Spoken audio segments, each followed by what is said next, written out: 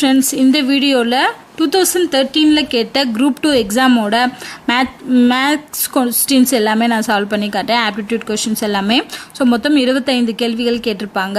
Group 2 prelims எக்ஸாமில் கேட்ட question. So first பாருங்கள், இந்த மாதிரி டயக்ராம் கொடுத்துட்டு இதில் விடுபட்ட எண்ணை கண்டுபிடிக்க சொல்லியிருக்காங்க. ஸோ இதுக்கும் ஏதோ ஒரு ரிலேஷன் இருக்குது, அது என்ன அப்படிங்கிறத கண்டுபிடிப்போம். ஸோ பார்த்தீங்க அப்படின்னா 1 2 இருக்குது, அது இங்கே மேலே 5 இருக்குது. ஸோ பார்த்தீங்கன்னா கூட்டினீங்க அப்படின்னாலே 5 வராது, ஏன்னா 2 3க்கும் பெரிய நம்பர்ஸ் தான் நிறைய வந்திருக்கு. அப்போ என்ன பண்ணியிருப்பாங்க, பெருக்கி பாருங்கள், பெருக்கி பார்த்தாலும் வராது. 3 2 6 வர 3 12 வராது. ஸோ அப்போ என்ன பண்ணியிருப்பாங்க, ஸ்கொயர்ட் பண்ணியிருப்பாங்க. So 1 squared okay, 2 squared 4. So 1 squared அப்படிங்கிறது 1, 2 ஸ்கொயர்டுங்கிறது 4. ஸோ 1 + 4 5 வருதா. அதே மாதிரி 2 ஸ்கொயர்டுங்கிறது 4, 3 ஸ்கொயர்டுங்கிறது 9, 9 + 4 13 வருது. அதே மாதிரி 3 9 16, 16 9 கூட்ட 25 வருது. ஸோ அப்போ இதுதான் லாஜிக், ஓகேவா. ஸோ அதே மாதிரி 4 ஸ்கொயர் + 5 ஸ்கொயர் என்னென்னு கண்டுபிடிப்போம். நாங்கள் 16 + 5 25. ஸோ 16 25 கூட்டினீங்கன்னா என்ன வரும், 41 வரும். ஸோ ஆன்சர் 41, ஓகேவா. First question. அடுத்த கொஷின் பாருங்கள், அதுவும் இதே மாதிரி ரிலேட்டட் கொஷின் தான். இங்கே என்ன பண்ணியிருக்காங்க, இந்த 4 நம்பரும் ரிலேட் பண்ணி இந்த நடுவில் இருக்க நம்பர் கொண்டு வந்திருக்காங்க. நடுவில் இருக்க நம்பர் பெருசாக இருக்குது. அப்போது கூட்டி பார்த்தா வராது, ஏன்னா 5 3 கூட்டினா 8, 4 2 கூட்டினா 6, 8 6 26க்கு பக்கத்துலேயே வரல. அப்போ கண்டிப்பாக என்ன பண்ணியிருப்பாங்க, பெருக்கியிருப்பாங்க. ஸோ 5 2 10, 4 12, 10 12 22 தான் வருது. ஸோ இப்படி பாருங்கள், 5 15, 2 8, 15 8 23 வரும். ஓகே, அப்போ குறுக்க பெருக்கியிருக்காங்களான்னு பாருங்கள். 5 20 + 3 6. ஸோ 20 + 6 26. அப்போ என்ன பண்ணியிருக்காங்க, கிராஸ் மல்டிப்ளை பண்ணியிருக்காங்க. 8 32 + 2 10, 42 வருதா. அதே தான் இங்கே என்ன வந்திருக்கு, 3 × சம் நம்பர். ஸோ எக்ஸ்ன்னு வச்சுக்கலாம். ப்ளஸ் 1 8 8 = 44 வரணும். அப்போ இந்த நம்பர் தான் கேட்டிருக்காங்க. இதுலேருந்து கண்டுபிடிச்சலாமா. 3x = 44 8 போச்சுன்னா 36 வருமா. அடுத்து 3 அடிச்சிங்கன்னா என்ன வரும், எக்ஸ் 1 2. ஸோ 12 கிடைக்கும். So answer 12. அவ்வளோதான். அடுத்த கொஷின் பாருங்கள், ஒரு தொகையானது 2 ஆண்டுகளுக்கு தனி வட்டி விகிதத்தில் சேமிக்கப்படுது, ஓகேவா. அதே தொகை 3% அதிகமான வட்டி விகிதத்தில் சேமிக்கப்பட்டால் ரூபாய் 300 அதிகமான வட்டி கிடைக்கும் எனில் சேமிக்கப்படும் தொகை என்ன அப்படின்னு கேட்டிருக்காங்க. தான் ஃபஸ்ட்டு பார்த்தீங்கன்னா தனி வட்டினால PNR/100 இதுதான் ஃபார்முலா. ஃபஸ்ட்டு கண்டிஷன் கொடுத்துருக்காங்க, என்னென்னா ஒரு தொகையானது, நமக்கு தொகை என்னன்னு தெரியல, அதே பீனே வச்சுக்கலாம். 2 ஆண்டு தனி வட்டி விகிதத்தில். ஸோ வட்டி விகிதமும் நமக்கு தெரியாது, ஆனால் என்ன மட்டும் என்ன சொல்லியிருக்காங்க, 2 ஆண்டுகள். ஸோ அதை வச்சு நம்ம என்ன பண்ணிக்கலாம், இவங்க கொடுத்த ஃபஸ்ட்டு கண்டிஷனுக்கு நம்ம எழுதிடலாம். ஸோ P × 2 × R/100 இது ஃபஸ்ட்டு கண்டிஷனுக்கு எடுத்துல. அடுத்து என்ன சொல்லியிருக்காங்க, அதே தொகை அப்படின்னா என்ன அர்த்தம், அதே P தான், ஓகேவா.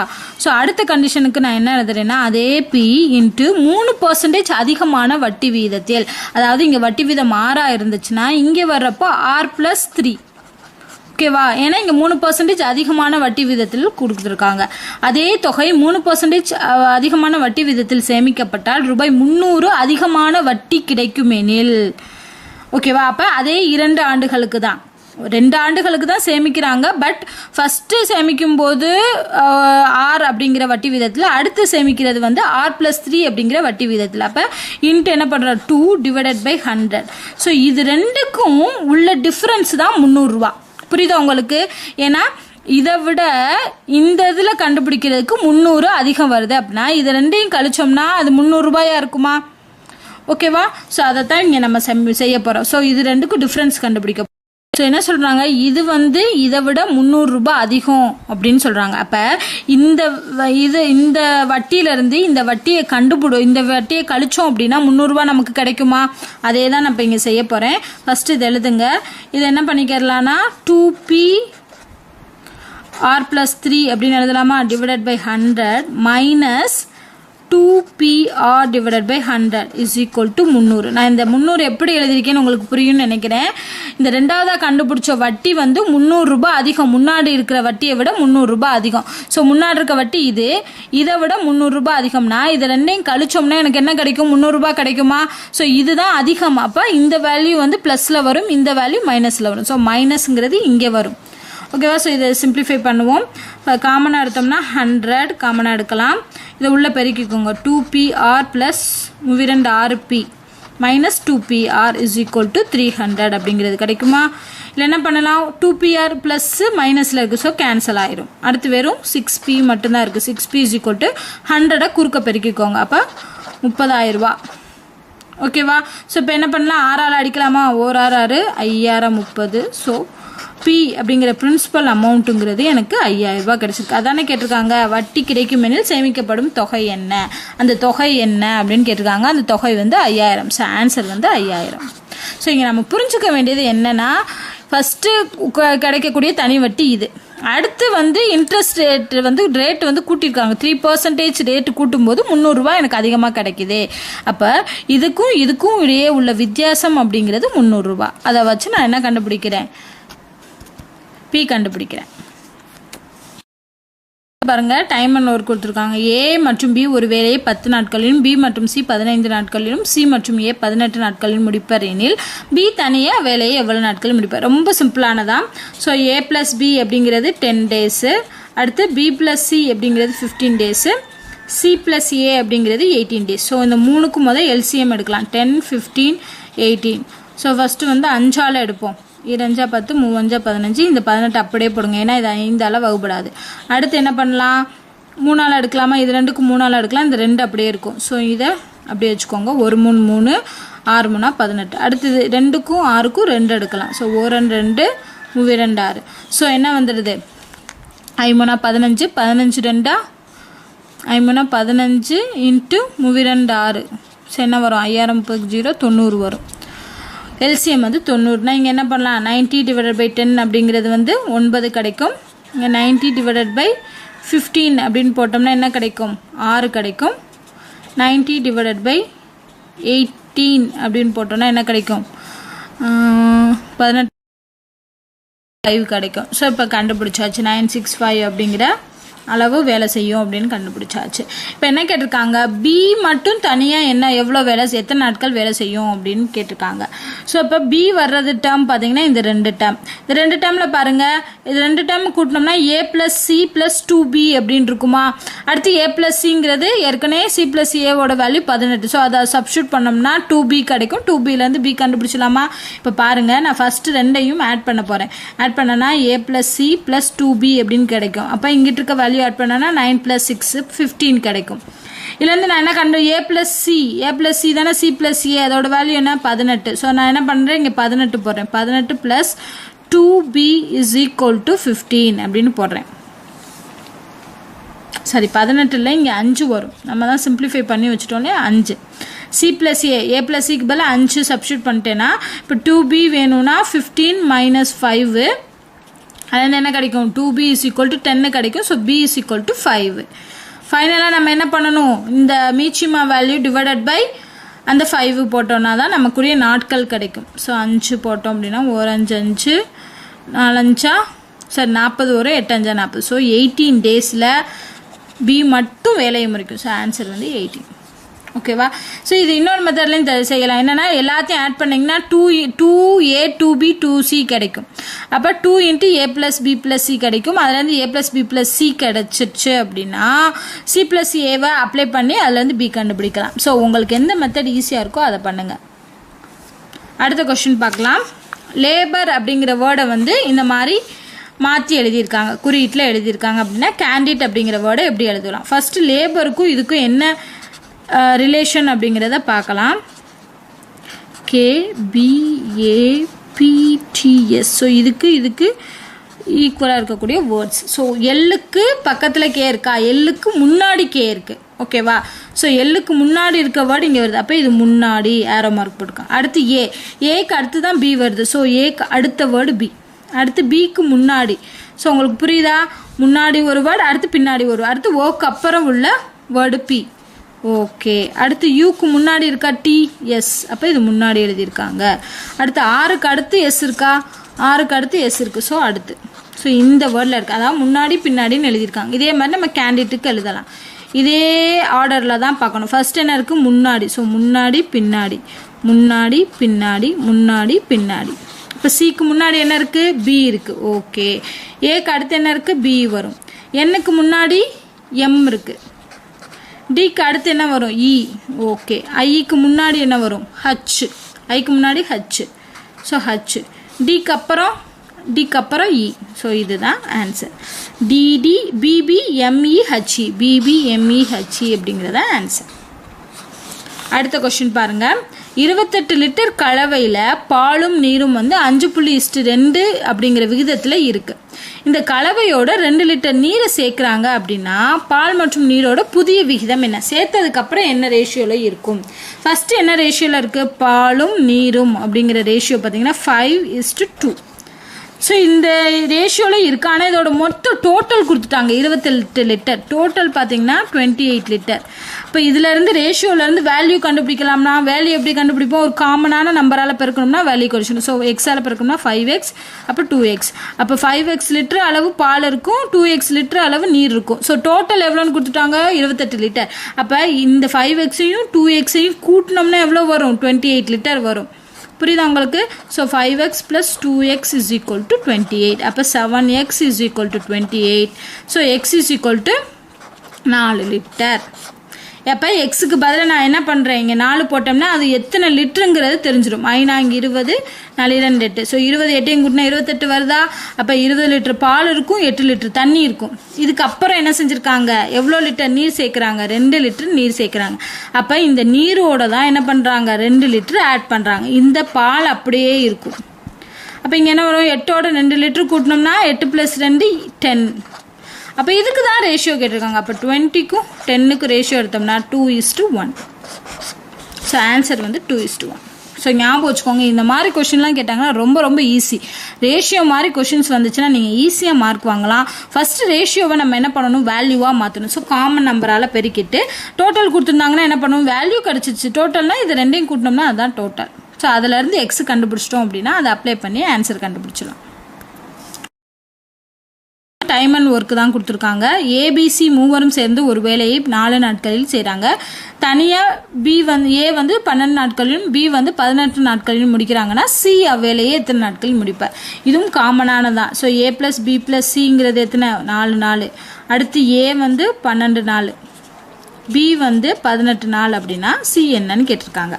ஸோ 4 12 18க்கு எல்சிஎம் எடுக்கலாம். 4 12 18.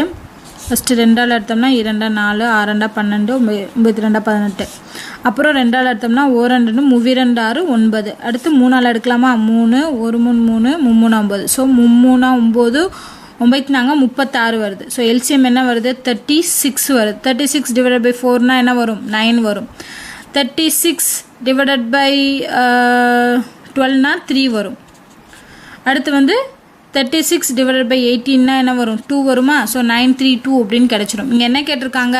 சி தான் கேட்டிருக்காங்க. அப்போ இந்த A + B + Cலேருந்து ஏயையும் பியையும் கழிச்சோம்னா சி கிடச்சிருமா? அப்போ என்ன அர்த்தம்னா 9லேருந்து 3 + 5 கழிக்கணும். 3 + 2 கழிக்கணும். 9 - 5 என்ன வரும்? 4 வரும். ஸோ 36 / 4னா என்ன வரும்? 9 வரும். 9 days. அவ்வளோதே தான். ஸோ ஆன்சர் வந்து 9 days.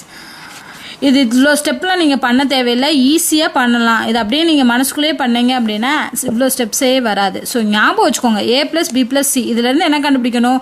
ஏவையும் பியையும் கழிச்சிட்டோம் அப்படின்னா சி கிடைக்கும். அப்போ 9லேருந்து 3 + 2 5 கழிக்கணும். 9ல் 5 போச்சுன்னா 4 என்ன பண்ணணும்? திருப்பி எல்சிஎம்மால் டிவைட் பண்ணணும். ஸோ எல்சிஎம் / 4 அப்படின்னா 9 days வரும். ஸோ டேஸ் கிடைச்சிடும். அடுத்த கொஸ்டின் பாருங்கள். இதோட வேல்யூ கண்டுபிடிக்க சொல்லியிருக்காங்க. இந்த மாதிரி ரூட்டுக்குள்ளெல்லாம் வந்துச்சுன்னா ரொம்ப சிம்பிள். ஃபஸ்ட்டு உள்ளே இருக்க ரூட்டில் இருந்து தான் வரணும் எப்பயுமே. ஸோ ஃபஸ்ட்டு உள்ளே இருக்க ரூட்டில் என்ன வரும்? இங்கே 5 வரும்.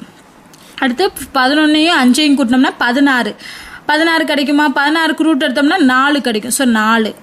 ஓகேவா? அடுத்து இந்த 4 இதோட கூட்டணும். 21ஐயும் 4ஐயும் கூட்டினீங்கன்னா 25. 25க்கு ரூட் எடுத்தோம்னா 5 கிடைக்கும்.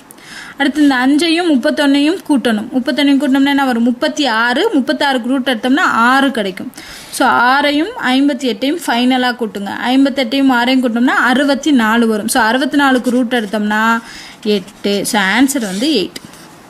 ஸோ இதை நீங்கள் இதெல்லாம் செய்யவே தேவையில்லை, பார்த்தோன்னே நீங்கள் மனசுக்குள்ளேயே கண்டுபிடிச்சிடலாம் ஆன்சரை. அடுத்த கொஸ்டின் பாருங்கள். எக்ஸின் வருமானத்தில் 5% ஆனது ஒய்யின் வருமானத்தில் 15%க்கு சமம். ஓகேவா? அடுத்த கண்டிஷன் 10% ஒய்யின் வருமானம் 20% இஜட்டின் வருமானத்திற்கு சமம். ரெண்டாவது கண்டிஷன் கொடுத்துருக்காங்க. மூணாவது என்ன சொல்லியிருக்காங்க? இசட்டோட வருமானம் டைரெக்டாக கொடுத்துட்டாங்க. அப்படின்னா எக்ஸ் ஒய் இசட்டோட மொத்த வருமானம் என்ன? இப்போ நமக்கு என்ன தெரியும்? இசட்டோட வேல்யூ 3000 அப்படிங்கிறது தெரியும். ஓகேவா? 3000 தெரியும். ஸோ இந்த இசட்டுக்கு ரிலேட்டடாக ஏதாவது கண்டிஷன் கொடுத்துருக்காங்களான்னு பாருங்கள். இசட்டின் வருமானத்திற்கு சமம். ஸோ இந்த ரெண்டாவது கண்டிஷனை எடுங்க. என்ன சொல்லியிருக்காங்க? 10% ஒய்யின் வருமானம். அப்படின்னா என்ன அர்த்தம்? 10% of y is equal to எதுக்கு சமம்னா 20% ஆஃப் இசட்டின் வருமானத்திற்கு சமம். 20%னா 20/100. இசட்டோட வருமானம் என்ன கொடுத்துருக்காங்க? அப்போ 3000. செகண்ட் கொடுத்துருக்க கண்டிஷன் அப்படியே நம்ம ஈக்குவேஷனாக எழுதுகிறோம். ஓகேவா? ஸோ இங்கே இதை சிம்பிளிஃபை பண்ணுங்கள். என்ன வரும்? 2 6 600 வரும். இங்கே அடித்தோம்னா 1/10 y/10 இருக்கும். ஸோ இது சிம்பிளிஃபை பண்ணோம்னா ஒய்யோட வேல்யூ என்ன? 6000. ஸோ அப்போ இசட் கண்டுபிடிச்சாச்சு, ஒய் கண்டுபிடிச்சாச்சு. இன்னும் ஒன்று எக்ஸ் மட்டும் கண்டுபிடிக்கணும். அப்போ ஃபஸ்ட்டு கண்டிஷனுக்கு வருவோம். எக்ஸின் வருமானத்தில் 5%. அப்போ 5% of x is equal to ஆனது ஒய்யின் வருமானத்தில் 15%க்கு சமம். அப்போது 15% ஆஃப் ஒய்க்கு சமம். ஒய் நம்ம என்ன கண்டுபிடிச்சிக்கோம்? 6000. ஸோ 6000 இங்கே போட்டுக்கோங்க. இப்போ அடித்தோம்னா 60. இங்கே 1 5 5 2 10 20. So x/20 is equal to 15 × 60. So இந்த 20ஐயும் இங்கே கொண்டு வந்துடுங்க. ஏன்னா இங்கே பெருக்கல்ல இருக்கிறது இங்கிட்டு வரும்போது சரி வகுத்தில் இருக்கிறது பெருக்கலாக மாறிடும். ஸோ இதை சிம்பிளிஃபை பண்ணோம்னா என்ன வரும்? 15 2 30. 30 × 6 180.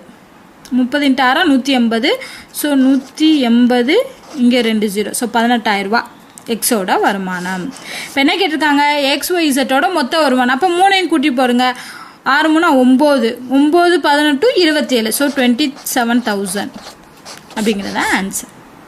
ஓகேவா? ஸோ இங்கே நமக்கு என்ன தெரியணும்? எக்ஸோ இசட்டோட வேல்யூ கொடுத்துட்டாங்க. ஸோ இசட்டுக்கு ரிலேட்டடாக ஏதாவது ஒரு கண்டிஷன் இருக்கா? இருக்குது. ஸோ அதை சால்வ் பண்ணுங்கள். நீங்கள் ஃபஸ்ட் இருந்து சால்வ் பண்ணிங்கன்னா கண்டிப்பாக நீங்கள் சால்வ் பண்ண முடியாது. ஓகேவா?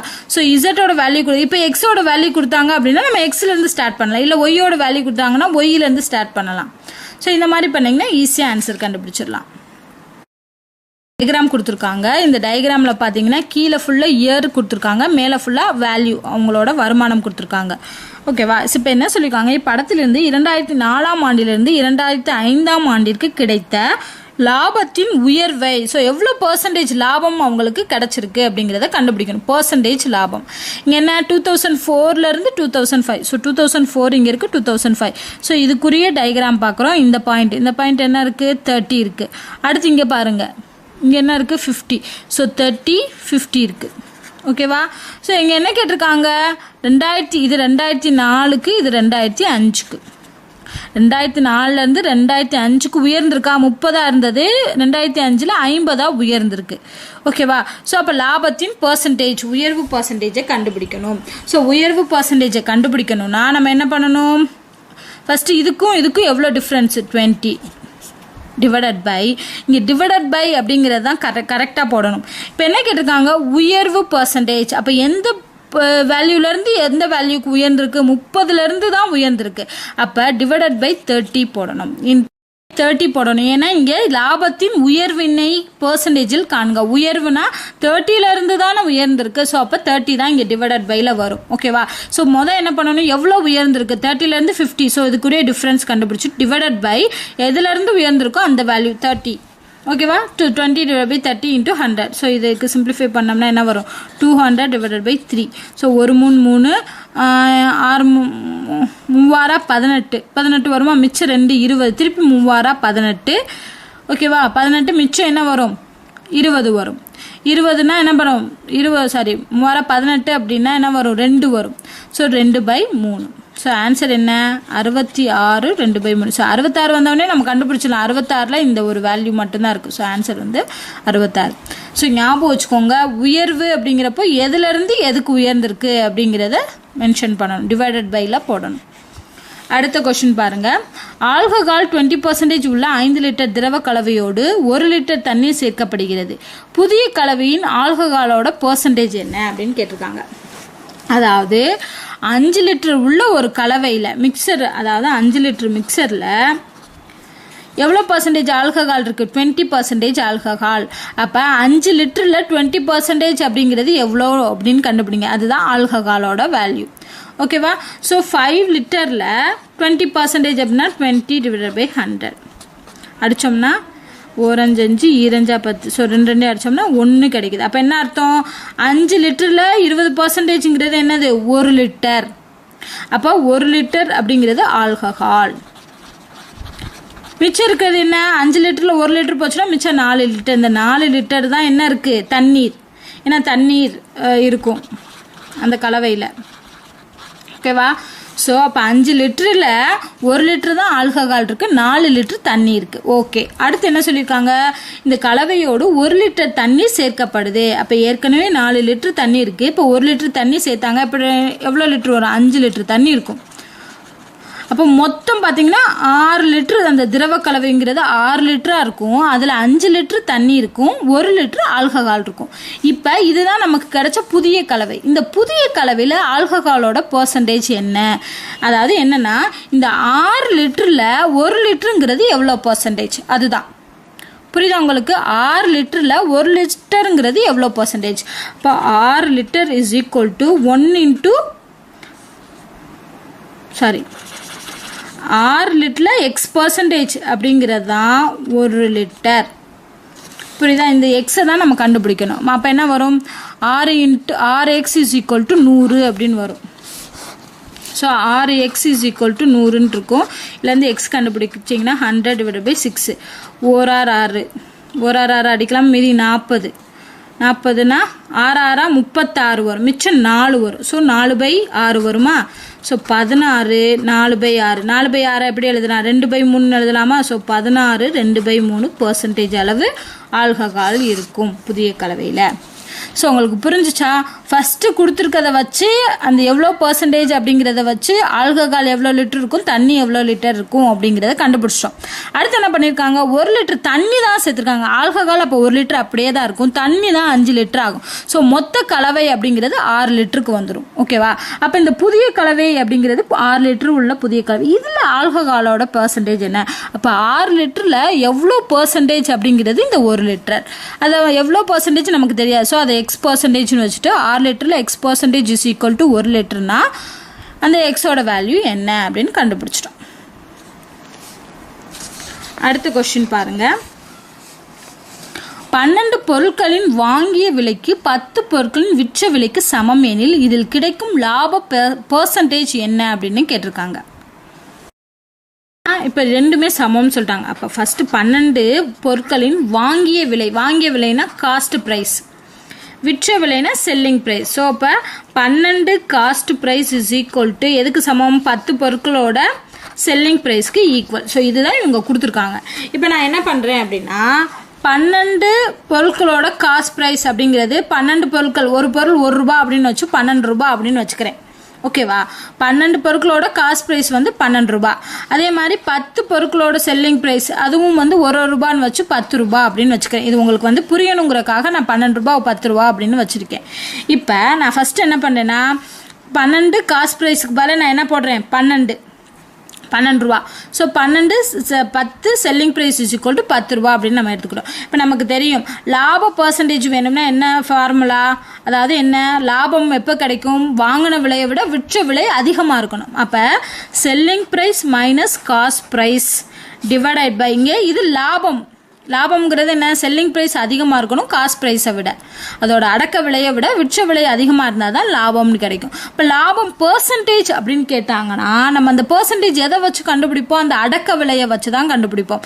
அடக்க விலைங்கிறது cost price. So divided by cost price into 100. So இதுதானே. இப்போ நான் இதுலேருந்து செல்லிங் ப்ரைஸ் எது வருது? 10 பொருட்களோட செல்லிங் ப்ரைஸ் எவ்வளோ? 10 ரூபா.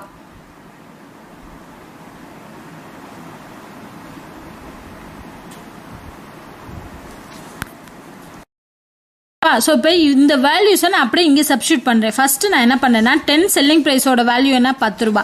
அப்போ நான் இங்கே 10 ரூபான்னு போட்டேன்னா என்ன வரும் 12 cost price is equal to 10 rupees. ஓகேவா? அடுத்து நான் என்ன பண்ணுறேன் 12 cost price is equal to 12 அப்படின்னு இங்கே சப்ஸ்டியூட் பண்ணேன்னா 10 selling price is equal to 12 ரூபா. ஓகேவா? அப்போ காஸ்ட் ப்ரைஸுங்கிறது 10 ரூபா, செல்லிங் ப்ரைஸுங்கிறது 12 ரூபா கிடைக்கிது. இது அப்படியே சப்ஸ்டியூட் பண்ணுங்களேன். இங்கே என்ன வரும் 12 வரும், இங்கே 10 வரும்.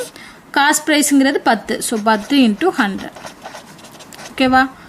அப்போ என்ன வரும் 2 ÷ 10 × 100 அடித்தோம்னா என்ன வரும் 20%. புரியுதா உங்களுக்கு? ஸோ இது ரொம்ப சிம்பிள் தான். இது நம்மளா எடுத்துக்கிட்டது 12 ரூபா 10 ரூபா அப்படின்னு. இதை இந்த ஈக்குவேஷனுக்கு கொண்டு வரணும். அப்போ 12 காஸ்ட் ப்ரைஸுங்கிறது என்னன்னா 10 செல்லிங் ப்ரைஸ், 10 செல்லிங் ப்ரைஸுங்கிறது 10 ரூபா. அதுதான் இங்கே எழுதியிருக்கேன். அடுத்து நான் என்ன பண்ணுறேன் 12 காஸ்ட் ப்ரைஸுக்கு பதிலாக என்ன பண்ணுறேன் 12 ரூபான்னு இங்கே போட்டேன்னா 10 செல்லிங் ப்ரைஸோட விலை 12 ரூபா.